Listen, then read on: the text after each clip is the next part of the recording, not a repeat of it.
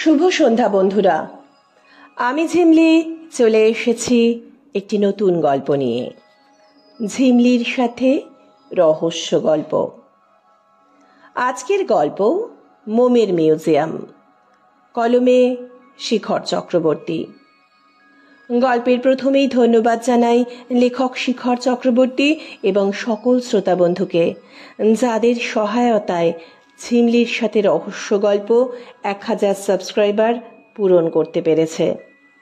আপনারা সকলে এভাবেই চ্যানেলের পাশে থাকবেন, যাতে চ্যানেলের কাজ ভালোভাবে এগিয়ে যায়। সকলকে আবার ধন্যবাদ জানাই। আজকের গল্প মোমের মিউজিয়াম।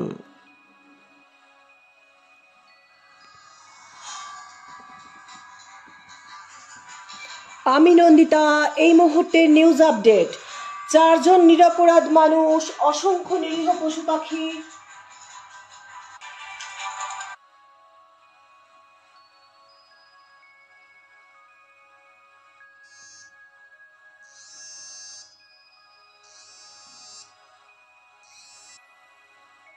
হ্যালো। Yes sir. হ্যাঁ স্যার, আমি নিজে বিষয়টা ইনভেস্টিগেট করছি। হ্যাঁ, নিশ্চয়ই কিছু একটা হবে। জানি স্যার, কেসটা নিয়ে কয়েক মাস ধরে চলছে। আমি নিজে বিষয়টা হ্যান্ডেল করছি। নিশ্চয়ই কিছু একটা সমাধান হবে। হ্যাঁ স্যার। আচ্ছা, ঠিক আছে sir. May I come in sir? Yes, come in. Sir, দিন 10 ছুটির জন্য অ্যাপ্লাই করব, যদি স্যাংশন করে দেন স্যার।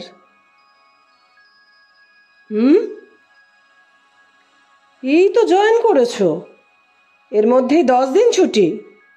দেখো, তোমার ইয়ং এজ, হোম সিকনেস কাটিয়ে ফেলো। এখন তোমার কাজ শেখার সময়, আর এই থানায় যথেষ্ট কাজের চাপ আছে। বিগত কয়েক মাসে বেশ কিছু মানুষ নিখোঁজ, কোনো ট্রেস নেই। এইমাত্র এসপি সাহেব ফোন করেছিলেন, বিষয়টা নিয়ে যথেষ্ট চাপে আছি। এখন ছুটি স্যাংশন হবে না। মন দিয়ে কাজ শেখো, সিনিয়রদের ফলো করো, তোমারই ভবিষ্যতে ভালো হবে। এখন এসো।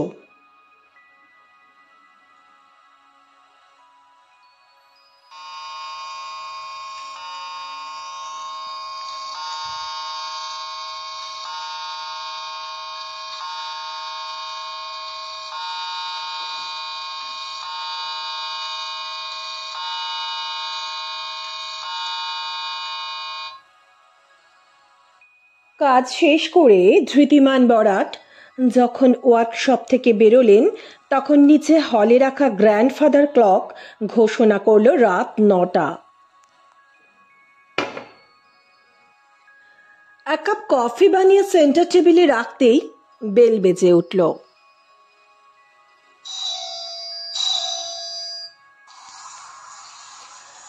দরজার বাইরে তুমুল বৃষ্টির মধ্যে আপাদমস্তক লঙ্কট পরিহিত ভদ্রলোক একটু মাথা ঝুঁকিয়ে অভিবাদন জানিয়ে বললেন, sir, sorry to disturb you at this odd hour.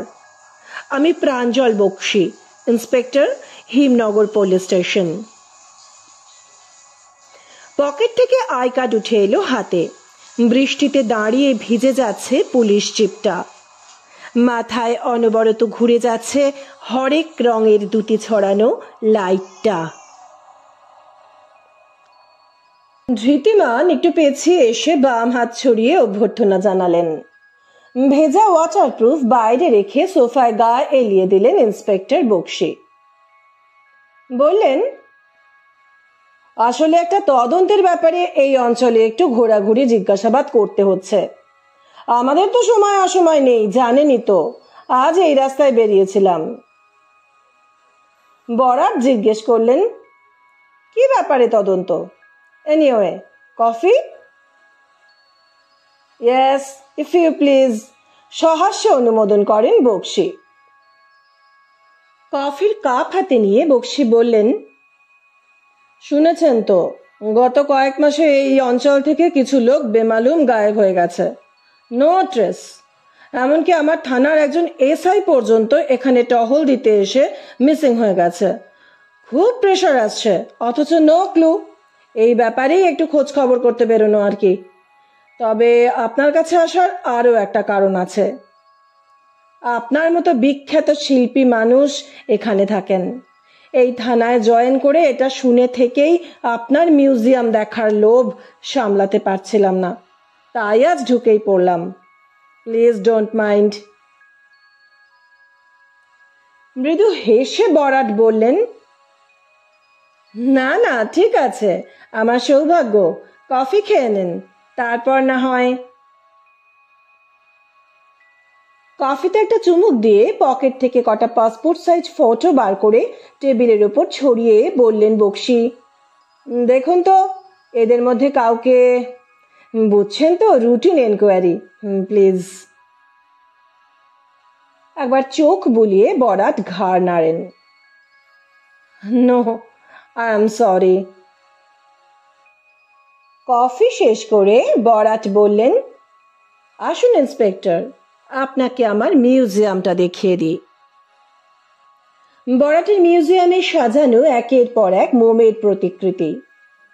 কাঁচের শোকেসে রাখা ক্ষুদ্র মৌমাছি থেকে আরম্ভ করে ইঁদুর, খরগোশ, কাঠবিড়ালি হয়ে হরেক পাখি, জন্তু জানোয়ারের পূর্ণাবয়া প্রকৃতি। বড় প্রাণী যেমন শিয়াল, হনুমান, বনবেড়াল, এমনকি একটা ছোট চিতাবাঘ পর্যন্ত আছে। এগুলো এত জীবন্ত যে চোখ ফেরানো মুশকিল। চোখ ছাড়া গোটাটাই মোমের। পরের গ্যালারিতে এসে বিস্মিত হলেন বক্সি। মানুষের প্রতিকৃতি যে এত জীবন্ত হতে পারে তার ধারণাতেও ছিল না। 4-5টা মূর্তি বিভিন্ন পোজে দাঁড়িয়ে বা চেয়ারে বসে, যেন এক্ষুনি ঘুরে দাঁড়িয়ে কথা বলে উঠবে। এখন শুধু নিষ্পলক হয়ে তাঁর দিকে তাকিয়ে। এত জীবন্ত চাহনি যে বক্সির মতো ইন্সপেক্টরেরও কেমন গা শিরশির করে উঠল। কেমন যেন একটা অস্বস্তি হতে লাগলো। কেমন লাগলো? প্রশ্নে চমকে উঠে বরাটের দিকে ঘুরলেন বক্সি। অপূর্ব, অসাধারণ, উচ্ছ্বসিত গলায় বললেন বক্সি। বরাট বিমর্ষ ম্লান মুখে ঘাড় নাড়লেন। আপনি মিথ্যা বলছেন আমাকে ইমপ্রেস করার জন্য। আগে যারা দেখেছেন তারাও এটাই বলেছেন। রূঢ় উত্তরে চমকায় বক্সি। কিন্তু কেন এমন বলছেন? এগুলো তো সত্যি। আমি স্যাটিসফাইড নই। কেন জানেন? কেন? এক্সপ্রেশন কিচ্ছু নেই এদের মুখে। আবার একবার ঘুরে দেখে মূর্তিগুলো বক্সি। আবার সেই অজানা অস্বস্তিটা ফিরে আসে। কিন্তু আমি তো কিছু বুঝতে, বললেন বক্সি। আসুন, বরাট নিয়ে যান একটা ঘরে, বসুন। একটা সুদৃশ্য চেয়ার দেখিয়ে দেন, উল্টো দিকে নিজেও বসেন, মাঝের টেবিলের ওপর হাত জোড়া রাখেন। সবাইকেই বোঝাতে হয়েছে ব্যাপারটা। আপনাকেও ধন্যবাদ এটা জানতে চাওয়ার জন্য। ব্যাপারটা আপনার জানা দরকারও। বক্সি এবার অবাক হন। মানে? আমার জানা দরকার? আমি তো সির্ফ কৌতূহলে। না না, আমি বলার পর আপনি বুঝবেন কেন আপনার জানা দরকার। ভালো করে শুনুন। এই মূর্তিগুলো সবই বিশেষভাবে তৈরি, কোনোটাই নিরেট মোম নয়। মানে? ফাঁপা? জিজ্ঞেস করেন বক্সি। বরাট মৃদু হাসেন। তা কেন, আসল বডির ওপরে মোম বসানো। চমকে ওঠেন বক্সি। মানে এই জন্তু পাখিগুলো মেরে তার উপর মোম ওয়েল্ডিং? এক্স্যাক্টলি। আর মানুষগুলো? ওই জন্যই তো বলছি এক্সপ্রেশন নেই। মরা মানুষের মুখে কি এক্সপ্রেশন আসবে? বক্সি ধীরে ধীরে হাত কোমরের দিকে নিয়ে যেতে গিয়েও থমকে যায়। বরাটের হাতে ধরা পিস্তলটা তার দিকেই তাক করা। বক্সির হাত বাধ্য হয়ে মাথার উপরে উঠে যায়। বরাট হেসে ওঠেন। না না, এত ফর্মালিটি দরকার নেই, আপনি হাতলের ওপর হাত রাখতে পারেন। একটা ক্লিক শব্দ। হাতল থেকে দুটো আংটা বেরিয়ে এসে বক্সির হাত দুটো চেয়ারের হ্যান্ডেলে আটকে গেল। বরাট পিস্তল নামিয়ে নিলেন। দেখুন, আগের কজন, মানে ওই আপনার হারিয়ে যাওয়া লোকজন আর ওই এসআই ভদ্রলোককেও আমি ফেয়ার প্রস্তাব দিয়েছিলাম, একটু কোঅপারেট করতে বলেছিলাম। চেয়ারে বাঁধা অবস্থায় গলন্ত মোম পায়ের দিক থেকে জমতে জমতে উঠে এসে শেষে মুখটুকু ঢাকবে। এই যন্ত্রণাটুকুর অভিব্যক্তি মুখে ফুটে উঠবে, এটাই ধরতে চেয়েছিলাম। বেশিক্ষণের কষ্ট নয়, মাত্র 4.5 মিনিট মতো ঘড়ি ধরে। কিন্তু শুনল না ওরা। তারপর ধস্তাধস্তি, পালানোর চেষ্টা, এই সব আর কি। বাধ্য হয়ে এই যন্ত্রটা ব্যবহার করতে হলো। একটা গুলি, বাস। কিন্তু তখন আমার এই অটোমেটিক চেয়ারটা ছিল না। তারপরই তো বানালাম। এখন আর অসুবিধা নেই, আপনি কোঅপারেট করতে বাধ্য, তাই না? বক্সি এখন বুঝছেন তখন মূর্তিগুলো দেখে কেন অস্বস্তি হচ্ছিল। ওই মুখগুলোই তো তার পকেটের ছবিতে। মরিয়া হয়ে একটা সজোরে চাড় দিলেন 2 হাতের আংটাগুলোয়। বরাটের প্রথম কাজ তো নিখুঁত হয়নি। আবার একটা ক্লিক করে আওয়াজ। স্ক্রু খুলে ডান হাতটা বেরিয়ে এসে আবার কোমরের বেল্টের দিকে গেল, কিন্তু একটা বিদ্যুৎ ঝলক, কান ফাটানো আওয়াজ। বরাট রক্তাক্ত হাত চেপে মাটিতে বসে পড়ে। বক্সি নয়, গুলিটা এসেছিল দরজার পর্দার আড়ালে আর একটা ধুমায়মান নল থেকে।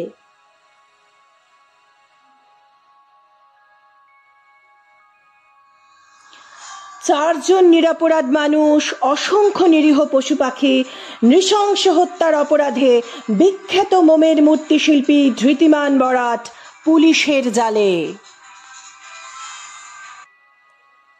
পরদিনের খবরের কাগজের শিরোনাম ছিল এরকমই। ঘরোয়া সম্বর্ধনা অনুষ্ঠানের শেষে বক্সি সদ্য জয়েন করা এএসআই বছর 23-এর ঝকঝকে যুবক পেমাংকে একপাশে ডেকে নিয়ে বললেন, আরে সব সম্বর্ধনা তোমারই পাওয়া উচিত। ঠিক সময় না পৌঁছলে আমি তো বেঁচে ফিরতাম না বোধহয়। তা তোমাকে বকেছিলাম, বলেছিলাম কাজ শিখতে সিনিয়রদের ফলো করতে। তা তুমি সত্যি সত্যি যে আমাকে ইন ট্রু সেন্স ফলো করবে তা কি আর ভেবেছিলাম? যাক, তোমার এমন বোঝায় আমারই লাভ হলো। আচ্ছা, তোমার সন্দেহটা হলো কখন? একটু লাজুক হেসে মাথা চুলকে পেমাং বলে, স্যার, আমি ওই বাড়ির গেটের বাইরে প্লেন ড্রেসে ওয়াটারপ্রুফ পরে বাইকে বসে আপনার জন্য অপেক্ষা করছি। আপনাকে ঢুকতে দেখেছি। তার আগে আপনি যেখানে যেখানে গিয়ে যা কিছু জিজ্ঞাসাবাদ করেছেন, আপনার টাইপ অফ ওয়ার্ক আমি ফলো করেছি। খানিক পরে দেখি দুটো চাকর টাইপের লোক বাড়ি থেকে বেরিয়ে বাইরে রাখা আপনার জুতো ওয়াটারপ্রুফ নিয়ে বাড়ির পেছনে জঙ্গলের দিকে গেল, আবার খালি হাতে ফিরে এলো। তারপর এদিক ওদিক তাকিয়ে একটা ডান্ডা দিয়ে আপনার গাড়ির লুমিম্যাক্স ঘুরন্ত আলোটা ভেঙে দিল। তারপর সেটাকে ঠেলে একটু আড়াল করে রাখলো। পুরোটাই ঘোর সন্দেহজনক। ওরা ঢুকে গেলে আমি চুপি চুপি বাড়ির পেছন দিকে গিয়ে আপনার জুতো আর ওয়াটারপ্রুফ আবিষ্কার করি একটা পচা ডোবার পাড়ে। বাধ্য হয়ে আপনাকে ফোন লাগাই, বারবার বলতে থাকে আউট অফ সার্ভিস এরিয়া, অথচ আপনার আমার একই নেটওয়ার্ক প্রোভাইডার। বাড়িটার ছাদে চোখ পড়তে আমার কৌতূহল নিরসন হলো। দেখি একটা কম পাওয়ারের সিগন্যাল জ্যামার ঘুরছে, যেটা বাড়ির পেছন দিক ছাড়া দেখা যাবে না। সিভিলিয়ানদের এরকম জ্যামার লাগানোর পারমিশন নেই। বুঝলাম এজন্যই আপনার ফোন লাগছে না। আমি বিপদের পুরো গন্ধটাই পেলাম। পেছন দিক দিয়ে পাঁচিল টপকে আর মেজানাইনের খোলা জানালা দিয়ে ঢুকলাম। তারপর তো কথাবার্তার আওয়াজ ফলো করে। সরি স্যার, আপনাকে না জানিয়ে এভাবে ফলো করে। বক্সি হেসে পিঠ চাপড়ে দেন। Bravo my boy, well done, proud of it. By the way, বাড়ি যাবে বলে 10 দিন ছুটি চেয়েছিলে না? ইয়েস স্যার, অ্যাকচুয়ালি আমি জয়েন করার 10 দিন পরেই আমার মা একটু অসুস্থ হয়ে পড়েছেন, but okay, now granted. Thank you sir. একটা স্যালুট ঠোকে পেমাং। বন্ধুরা, আজকের গল্প এখানেই শেষ হলো। গল্পটিকে লাইক করবেন, অনেক শেয়ার করবেন, আপনাদের মতামত জানাবেন এবং নতুন বন্ধুরা চ্যানেলটিকে সাবস্ক্রাইব করবেন। সুস্থ থাকবেন, ভালো থাকবেন। নমস্কার।